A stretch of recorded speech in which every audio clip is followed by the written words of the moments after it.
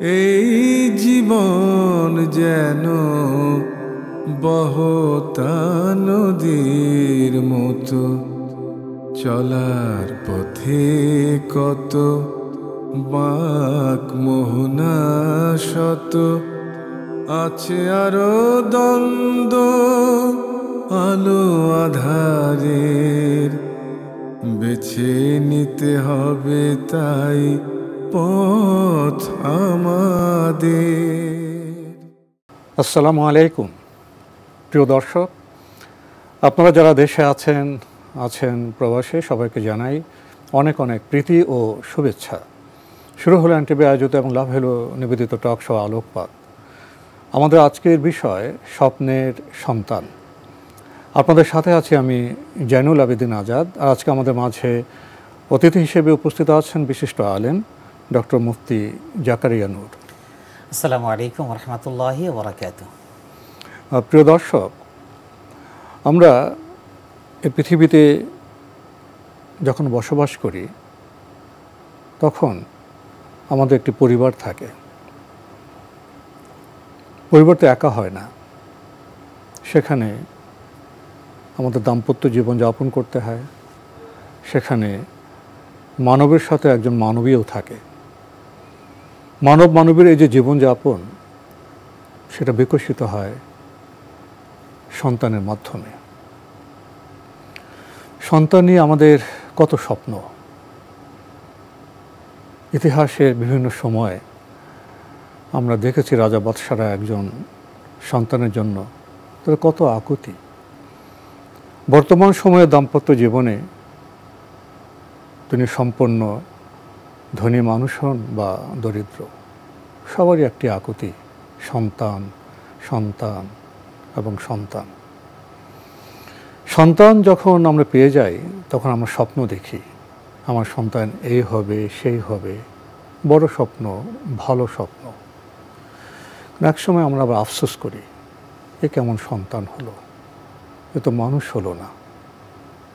আবার অনেক সময় আমরা খুব দুঃখ ক্লান্ত হয়ে বলি, এমন সন্তান বোধহয় না থাকে ভালো ছিল। কেন এমন উচ্চারণ? এ বিষয়ে বোধহয় আমাদের অনুসন্ধান প্রয়োজন, বিশ্লেষণ প্রয়োজন। কারণ আমরা সবাই চাই সুসন্তান। যারা জাতীয় নেতা তারা তো বলেন, এই যে নতুন প্রজন্ম, আগামী প্রজন্ম, সেটাই দেশকে গড়ে তুলবে। এই প্রেক্ষাপটে আমাদের আজকের আলোচনা স্বপ্নের সন্তান। ইন্নাল হামদুলিল্লাহ ওয়াসসালাতু ওয়াসসালামু আলা রাসূলিল্লাহ ওয়া বা'দ। আমরা যদি কোরআন এবং হাদিসের তাত্ত্বিক খুব গভীরে আলোচনায় যদি নাও যাই, আমাদের সমসাময়িক একটা বিষয় নিয়ে যদি কথা বলি, তাহলে এভাবে বলতে পারি যে স্বপ্নের সন্তান এটা পাওয়ার জন্য আমাকে কি করতে হবে? সহজ কথা হলো, একটা গাছের যখন বীজ বপন করি, বপন করার পরে মাটির নিচে যখন ওই বীজটা থাকে, আমি কিন্তু বীজের অবস্থাটা জানি না। বীজের অবস্থাটা না জেনে আমি কিন্তু উপর থেকেই কিন্তু বীজটা অঙ্কুরিত হওয়ার জন্য যা যা উপাদান দেয়া দরকার আমি কিন্তু টাইম টু টাইম তা দিয়ে যাচ্ছি। আমি সেখানে সার দিচ্ছি, পানি দিচ্ছি, যা যা দরকার দিচ্ছি। প্রতিনিয়ত আমি শুধু অপেক্ষায় আছি কবে এটা অঙ্কুরিত হবে। যখন এটা অঙ্কুরিত হয়ে গেল, একদম ডগাটা এই হালকা এভাবে করে দিলে কিন্তু ভেঙে যাবে, শেষ।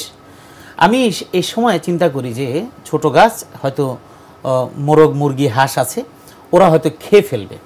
এ কারণে এবার আমি করলাম কি, আমি একটা কিছু দিয়ে ঢেকে দিলাম, আমার খাঁচা বেড়া দিয়ে দিই, মানে নিরাপত্তার ব্যবস্থা করি, নিরাপত্তা ব্যবস্থা। এরপরে ওই মোরগ কিংবা হাঁসের ঠোকর থেকে রক্ষা পাওয়ার সময়টা পেরিয়ে এটা এখন বড় হয়ে গেল। এখন আবার ভয় আরেকটা, এটা হলো ছাগলে গরুতে খেয়ে ফেলবে। এবার ওই বেড়াটার পরিমাণটা আরেকটু মজবুত করে দিলাম। এইভাবে নিরাপত্তার জন্য সময়ে সময়ে আমরা একটা ব্যবস্থাপনা করি। প্রতি মুহূর্তে কিন্তু আমরা সেটাকে নিরাপত্তা বলয়ের মধ্যে রাখি। এই নিরাপত্তা বলয়ের মধ্যে রেখে রেখে রেখে যখন নাকি আমি বুঝি যে এখন আমার পানি ঢালতে হবে না, এখন আমার গরু কিংবা ছাগলে খাবে না, বরং ছাগলের রশি এখন এই গাছের সাথে বাঁধবে, তখন কিন্তু আমি গাছের ব্যাপারে আমি নিশ্চিন্ত। এবার আমি ফলনের আশায় থাকি, হয়তো ফল হবে অথবা কাঠের মোটা তাজা হবে, আমি একসময় বিক্রি করে আমি নগদ অর্থ লাভ করব। ঠিক আমরা এই গাছটা, এই বীজটা, এটাকে যদি আমরা তুলনা করি একজন সন্তান মায়ের গর্ভে একটা বীজের মতো। তাহলে আমরা বলতে পারি মানব সন্তান অনেকটা বৃক্ষ সদৃশ্য, বৃক্ষের মতো লালন পালন করতে হবে। সুতরাং যেই মা সন্তানকে গর্ভে ধারণ করলেন, এই মাকে প্রথমে এটা চিন্তা করতে হবে যে যেই জিনিসটা যেই ছাঁচে থাকে ওই ছাঁচেই এটা গড়ে ওঠে। সুতরাং আমি একজন মা, আমার গর্ভে যে সন্তানকে আমি ধারণ করছি, ডাক্তাররা যখন বলেন, ইদানিং যখন বলে যে আপনি গর্ভকালীন সময়ে যদি ডিপ্রেশনে থাকেন তাহলে সন্তানের মধ্যে এই ডিপ্রেশনের প্রভাব পড়বে। গর্ভকালীন সময় কি খাবেন কি খাবেন না, কি দেখবেন কি দেখবেন না, কি শুনবেন কি শুনবেন না। গর্ভকালীন সময় পুষ্টি জাতীয় খাবার কেন খেতে বলে? একটা পর্যায়ে গেলে আবার এটার বিধিনিষেধ দিয়ে দেয়। কারণটা কি? কারণ আপনার গর্ভকালীন সময় আপনার সমস্ত অ্যাক্টিভিটিসের উপর নির্ভর করে আপনার গর্ভজাত সন্তানের। তার মানে ভূমিষ্ঠ হওয়ার আগে তার বেড়ে ওঠার কাজ শুরু হয়। সুতরাং দুনিয়াবী জিন্দিগিতে আপনার সন্তানের বেড়ে ওঠাটাকে আপনি ডাক্তারের কথাটাকে যেভাবে মূল্যায়ন করছেন, ঠিক স্বপ্নের সন্তানের জন্য, আদর্শ সন্তানের জন্য আপনার গর্ভকালীন সন্তানের বেড়ে ওঠাটা মা হিসেবে, বাবা হিসেবে আপনার আমাকে মূল্যায়ন করতে হবে। আমার গর্ভের সন্তান গর্ভে আছে, আমি এখন চাকরি ক্ষেত্রে আমি অনৈতিক কাজ করছি, এটার প্রভাব আমার সন্তানের জীবনে পড়বে। মা হিসেবে আমি যদি নামাজ 5 ওয়াক্ত অন্তত পক্ষে পড়ি, এটার প্রভাব আমার সন্তানের উপর। মা যদি গর্ভকালীন কোরআন তেলাওয়াত করেন, প্রভাব পড়বে, অবশ্যই প্রভাব পড়বে। হারাম খাদ্য খেলে তার প্রভাব পড়বে, হালাল খাদ্য খেলে তার প্রভাব পড়বে। ঠিক ওই গাছের মতো এরপরে বীজটা বপন করার পর যেমন পানি বা অন্যান্য বিষয়ে আমার সন্তান বেড়ে উঠছে আল্লাহর কুদরতে, বেড়ে ওঠার পরে পৃথিবীতে আসার সময় হলো, ওই অঙ্কুরিত হওয়ার সময় হয়ে গেল। এখন সন্তানটা আসার পর তার লালন পালনের দায় দায়িত্ব আমার কাঁধে।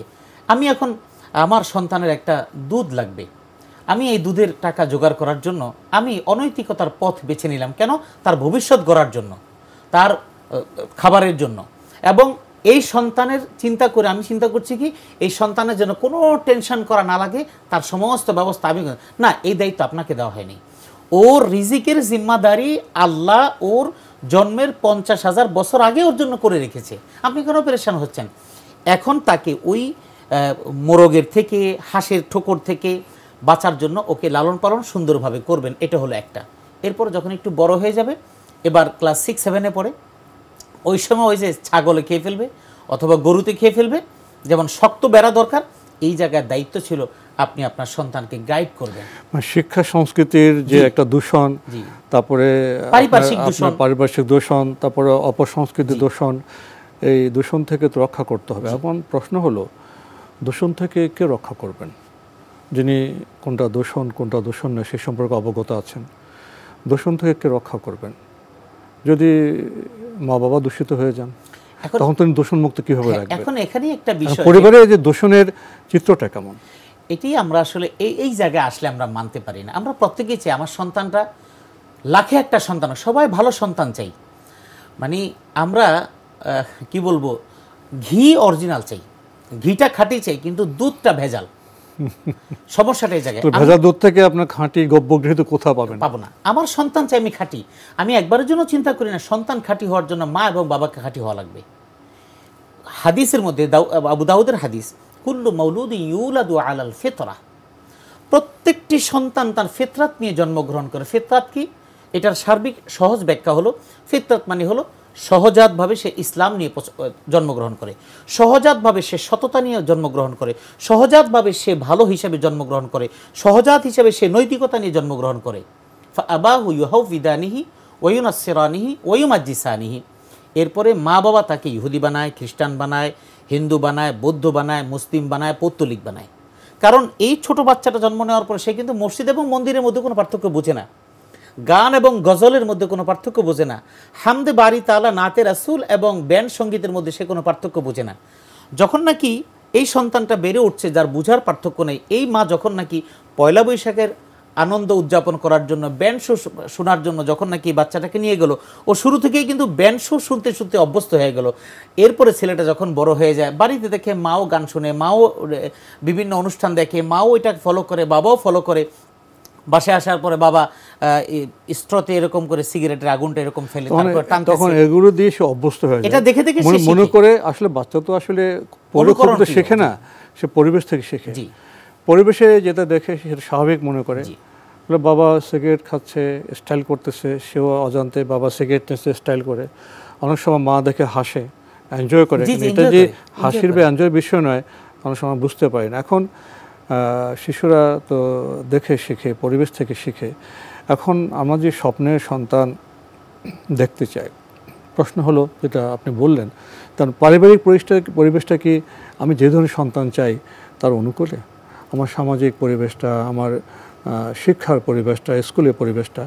এখন আরেকটি বিষয় হলো ডিজিটাল যুগে টেলিফোন, টেলিভিশন ইত্যাদি, ইউটিউব, এখানে কি দেখানো হচ্ছে?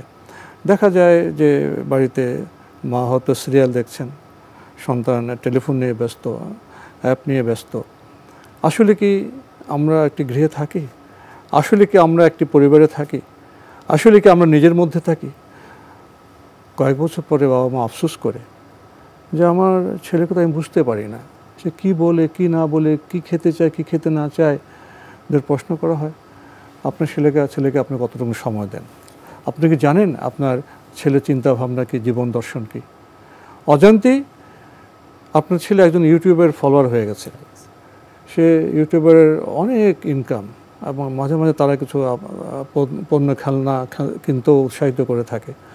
এখন আপনার অজান্তে আপনি তো আপনার সন্তানের কাছে নায়ক নন, নায়ক হয়ে থাকে ইউটিউবার। সে ইউটিউবের জীবন জগৎ সম্পর্কে কী বলছে, কোনটাকে স্মার্টনেস বলতেছে। এই যে সন্তান একই ছাদের নিচে থেকে যে আমাদের থেকে দূরে সরে যাচ্ছে, বিচ্ছিন্ন হয়ে যাচ্ছে, এই বিষয়টা কেমন? পরিবার থেকে বিচ্ছিন্ন হয়ে যাওয়া আমাদের স্বপ্নের সলিল সমাধি হয়ে যাচ্ছে। আমাদের স্বপ্নের সন্তান, আমাদের প্রিয় সন্তান, প্রাণের সন্তান, আমরা চাই সে আমাদেরকে ভালোবাসবে, আমাদেরকে ভালোবাসবো, সে আমাদেরকে সাথে নিয়ে চলবে। কিন্তু একটু অসচেতন থাকার কারণে দেখা যায় সন্তানের ভাবনা চিন্তায় আমার ভাবনা চিন্তার সাথে মিলছে না। সন্তান কি বলছে, কি করছে, একটা গ্যাপ, বিশাল একটা গ্যাপ চলে আসে। এখানে কি করণীয়? এখানে আসলে আমাদের ব্যস্ততা, মানে আমাদের পুঁজিবাদী চিন্তা চেতনা আমাদেরকে ব্যস্ত করে রেখেছে। যেমন মা ব্যস্ত অনেক ক্ষেত্রে, সবাই না, অনেক জায়গায় মাও চাকরি করছেন, চাকরি নিয়ে ব্যস্ত, বাবা ব্যবসা নিয়ে ব্যস্ত, সন্তানকে দেখার সময় নেই। এটা একটা আমাদের গ্যাপ, স্বপ্নটা মৃত্যুর একটা গ্যাপ। এরকম অসংখ্য ঘটনা আপনি, আমি, আমরা যেহেতু মিডিয়ার সাথে যুক্ত, এরকম অহরহ ঘটনাগুলো আমরা দেখছি। এরপরে সন্তানকে বুঝতে না পারা। যেমন আমাদের সমাজে একটা অসুস্থ প্রতিযোগিতা হয়, অসুস্থ প্রতিযোগিতা। আমি আমার সন্তানের মেধা নিয়ে কখনো কি ভেবেছি যে আমার সন্তানের মেধাটা কি? আমি কি কখনো ভেবেছি আমার সন্তান আসলে, তারও তো একটা নিজস্ব চিন্তা ভাবনা আছে যে সে কি হতে চায়, তার তো চাহিদা আছে। এবং পড়াশোনার ক্ষেত্রেও কিন্তু তার একটা বিষয়ের প্রতি ঝোঁক আছে, এটা তার ভালো লাগে, এটা তার ভালো লাগে না। কিন্তু আমরা কি কখনো তাকে জিজ্ঞেস করেছি, ভেবে দেখেছি? সন্তানের মধ্যে তো প্রশ্ন আছে, জি, সন্তানের মধ্যে অনেক সংকট আছে, জি, সন্তান বিভ্রান্তিতে আছে, জি। তাকে কি আমরা পরামর্শ দিয়ে, জ্ঞান দিয়ে, সময় দিয়ে সহযোগিতা করছি? আমি শিক্ষকতার সাথে জড়িত থাকার কারণে একটা বিষয় বলছি, সেটা হলো আমি আমার শিক্ষকতা জীবনে একটা স্টুডেন্ট, একই ঘরের দুই ভাই, বড় ভাইকে পড়িয়েছি, বড় ভাই অনেক মেধাবী, সে সায়েন্স নিয়ে পড়লো। পরে যখন সময়ের ব্যবধানে যখন ছোট ভাইটা আসলো, ছোট ভাইটা অলরেডি সমস্ত সাবজেক্টে ফেল করে ফেললো। কিন্তু সে যথারীতি নবম শ্রেণীতে যখন পড়বে, তখন সে সায়েন্সে পড়বে। আর মাকে আমি বললাম যে আপনার সন্তান তো এই বিষয়গুলো পারবে না। বলে যে না, ও পড়েছে, ওকে আমার পড়াতে হবে, নতুবা সমস্যা। তা ঠিক আমরাও ঠিক এমন অসুস্থ প্রতিযোগিতা, পাশের বাসার ভাবির বাচ্চা ওই স্কুলে পড়ে, আমার বাচ্চাকে ওই স্কুলে পড়াতে হবে। পাশের বাসার ভাবির ছেলেটা, মেয়েটা A+ পাচ্ছে বা পাবে, আমার মেয়েকেও পেতে হবে। অথবা এই মানের সে এরকম কোচিং সেন্টারে পড়ায়, আমাকেও কোচিং সেন্টারে পড়াতে হবে। সকাল থেকে সন্ধ্যা পর্যন্ত বইয়ের গাঠি দিয়ে দৌড়াতে ওর মেধা মনন সব আমি একদম চাপা পড়িয়ে দিলাম। একটি ছেলে বা মেয়ে, তার হয়তো এদিকে তেমন যোগ্যতা নেই, মেধা নেই, অন্যদিকে আছে। জি, অভিভাবকের দায়িত্ব হলো কোন কাজে সে আনন্দ পাবে, কোন বিষয়টা তার কাছে ভালোবাসার, কোন বিষয়ে গেলে সে এগিয়ে যেতে পারবে, এটা তো দেখা অভিভাবকের দায়িত্ব, শিক্ষকের দায়িত্ব। এবং এই পড়াশোনাটা তার কাছে যেন বোঝা মনে না হয়। তাকে বলা উচিত তুমি সুন্দর যোগ্যতা নাও, অভিজ্ঞতা অর্জন করো, ভালো রেজাল্ট করো। এই সব বিষয়গুলো দেওয়া দরকার। এরপরে তাকে সময় দেওয়া দরকার, তার কষ্টের কথাটা বোঝা দরকার। আমরা বিভিন্ন সময় দেখি এই যে সুইসাইডগুলো দেখি আমরা, সন্তানরা ম্যাট্রিক পাস করার পরে আমরা দেখলাম। এটা আমাদের খুবই বোঝা দরকার আমাদের অভিভাবকদেরকে। আমরা সন্তানদেরকে এতটা প্রেশারাইজড করি, কখনো কখনো রেজাল্ট যদি একটু আমার মতের চাইতে একটু কম হয়, তখন তাকে ধিক্কার দিতে থাকি, তোকে খাওয়ায় আমার কোনো কাজ হবে না, তাকে অনেক কথা অপমানিত করি, তখন সে নীরবে নিভৃতে ঘরে দরজা লাগিয়ে সে। আচ্ছা, এখানে একটি বিষয় আপনার এই বক্তব্যের প্রেক্ষিতে এসে যায়।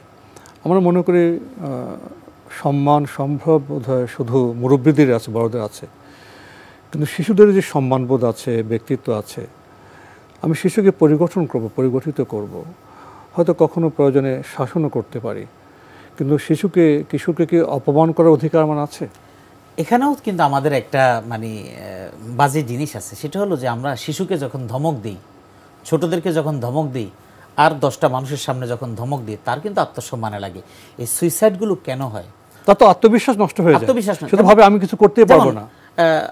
মানে আশেপাশের আন্টিরা আছে, অথবা আত্মীয় স্বজনের মধ্যে আন্টিরা আছে, অথবা আঙ্কেলরা আছে, চাচা মামা খালু এরকম সবাই আছে, অথবা পরিবারের সদস্য, তাদের সামনে গিয়ে ইচ্ছামতো বকাঝকা করে আমি খুব বললাম, তো সে আত্মসম্মানে লাগলো, এক সময় সে একটা দুর্ঘটনা ঘটিয়ে ফেললো।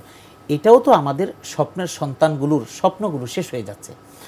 আর রেজাল্ট যদি আমার ছেলে প্রচেষ্টা করার পরে যদি আমার কাঙ্ক্ষিত মান থেকে একটু নিচে নেমে আসে, আমার জীবনটা কি এখানেই শেষ হয়ে গেল? আজকে আপনি যেখানে আছেন, আমি যেখানে আছি, আমাদেরকে কি কেউ জিজ্ঞেস করে যে আমি ওই লেভেলে ওই ক্লাসে কি পেয়েছিলাম? কেউ জিজ্ঞেস করে না। এখন আমাকে কেউ জিজ্ঞেস করে না কোথায় চাকরি করি, কোথায় কি করি, কত বেতন পাই, কেমনে কি জিজ্ঞেস করে না। আমার প্রিভিয়াস রেজাল্টও কেউ জিজ্ঞেস করে না। এখন আমার অবস্থানটা দেখে, আমার এই অবস্থানটা, আপনার এই অবস্থানটা, এটা আপনি চেষ্টা করে আসেননি, আমিও চেষ্টা করে আসিনি। আমাদের প্রচেষ্টা ছিল পৌঁছানোর দায়িত্ব আল্লাহ আমাকে নিয়ে আসছে, আপনাকে নিয়ে আসছে। এখন এই ইমানের দৈন্যতার কারণে আমরা আমাদের সন্তানদেরকে আদর্শ সন্তান হিসেবে গড়ে তুলতে ব্যর্থ হচ্ছি। তাদেরকে সময় দিতে পারছি না, তাদের মন বুঝছি না, তাদের মেধাটার, তার ধারণ ক্ষমতার সম্পর্কে আমাদের জ্ঞান নেই। আমার সন্তান যতটুকু ধারণ ক্ষমতা, তার চেয়ে বেশিটা আমি চাপিয়ে দিচ্ছি। যেটার প্রতি আগ্রহ আছে সেটা দিচ্ছি না, যেটার প্রতি অনাগ্রহ সেটা আমি চাপিয়ে দিচ্ছি। এভাবেই কিন্তু বোধহয় আর বেশি সময় পাবো না। আরেকটি বিষয়ে আপনার দৃষ্টি আকর্ষণ করতে চাই, আমরা স্বপ্নের সন্তান চাই। এখন আমার স্বপ্ন যদি ভুল হয়, আমার স্বপ্ন যদি খণ্ডিত হয়, সংকীর্ণ হয়, তাহলে তো আমি সন্তানকে সঠিক পথ দেখাতে পারবো না। প্রসঙ্গত আমরা শুধু সন্তানের পেশা নিয়ে চিন্তা করি, সন্তানের জন্য কি জীবন দৃষ্টি, জীবন দর্শনটা একটা গুরুত্বপূর্ণ বিষয় নয়? আমরা কি সন্তানকে কখনো জীবন সম্পর্কে, কোত্থেকে এসেছি, কোথায় যাব, জীবনের পরিণতি কি, পৃথিবীকেও গুরুত্ব আছে, কিন্তু পৃথিবীর গুরুত্ব কতটুকুন, পরকালের গুরুত্ব কতটুকুন, এসব বিষয়ে কি আমরা যারা অভিভাবক, আমরা যারা স্বপ্নের সন্তান পরিগঠন করতে চাই, তারা কি সঠিক দায়িত্ব পালন করছে? প্রসঙ্গত আমি এখানে সূরা লুকমানের কথা বলবো। যদি সূরা লুকমানের আলোকে আপনি একটু আমাদের অভিভাবকদের সতর্ক করতেন বা সচেতন করতেন। লুকমান আলাইহিস সালাম যখন তার সন্তানকে উপদেশ দিয়েছেন, তার মধ্যে অন্যতম বলছে, বাবা তুমি কখনো তোমার চিন্তা চেতনার মধ্যে কখনো আল্লাহর সমকক্ষ কাউকে দাঁড় করাবে না, শিরক আনবা না। এটা হলো, এখন আমাদের সমাজে শিরকও বোঝে না। আমি অল্প কথায় যদি, এক কথায় যদি বলি, শিরক মানে হলো অর্থাৎ আমার ভালো এবং মন্দ, আমার যা কিছু তকদির নির্ধারিত আল্লাহ করবেন, এটা আমার অন্য কিছুতে হবে না। এটা হলো একদম, এটা চিন্তা করলে তো মানুষের হতাশা অর্ধেক শেষ হয়ে যায়। এরপরে লোকমান আলাইহিস সালাম উপদেশ দিলেন, তুমি তোমার মা বাবার খেদমত করবা, তুমি নামাজ কায়েম করবা, তুমি যাকাত দিবা, এবং মানুষকে তুমি অন্যায়, মানুষের উপর কোনো জুলুম করবে না। এরপরে মা বাবাকে কেন তুমি সম্মান করবা, মাকে কেন তাজিম করবা, এটার ব্যাপারটাও বুঝিয়েছেন। এখন তারপরে গধের মতো উচ্চ কণ্ঠে কথা বলবে না। এরপরে তুমি জমিনের মধ্যে যখন চলবে তখন তুমি খুব বিনয়ের সাথে চলবে, দাম্ভিক হবে না, দাম্ভিক হয়ে চলবে না। এবং তুমি যখন কথা বলবে তখন তুমি একেবারে কর্কশ ভাষী এবং উচ্চ কণ্ঠে ওইভাবে কোনো কথা বলবে না। এগুলি মানে যেটা বর্তমান সময়ে আমাদের তরুণদের মধ্যে দেখা যায়। জি, এই বিষয়গুলো বলা দরকার। এখন মা যখন বলবে, বাবা যখন বলবে, তখন মা বাবাই তো ঘরে যখন ঝগড়া করে, তখন এই সন্তানকে আমি কিভাবে বোঝাবো? এই জন্য ডাক্তাররাও বলেন যে ঘরের মধ্যে আপনারা কেউ কোনোদিন ঝগড়া করবেন না। আমি কথা প্রসঙ্গে বলি যে একটা ডাক্তারের কাছে একটা ছোট বাচ্চা গিয়েছে, ডাক্তার হয়তো তাকে চেক করতে গিয়ে হয়তো তাকে ধরেছে কোথাও, সে তখন একটা ডাইরেক্ট একেবারে ডাক্তারকে গালি দিয়ে বসছে। গালি দেওয়ার পর ডাক্তার চুপ হয়ে বলছে যে আপনারা কি ঘরের মধ্যে গালাগালি করেন? কথা বলার পরে তারা তো চুপ হয়ে গেছে। তার মানে এই বাচ্চাটা, ছোট বাচ্চা, এই ছোট বাচ্চাটা গালিটা কোথা থেকে শিখলো? দেখে শিখছে। তো এই জন্য মা বাবা পারিবারিকভাবে ঝগড়া ঝাঁটি করা যাবে না, অশ্লীল ভাষা ব্যবহার করা যাবে না।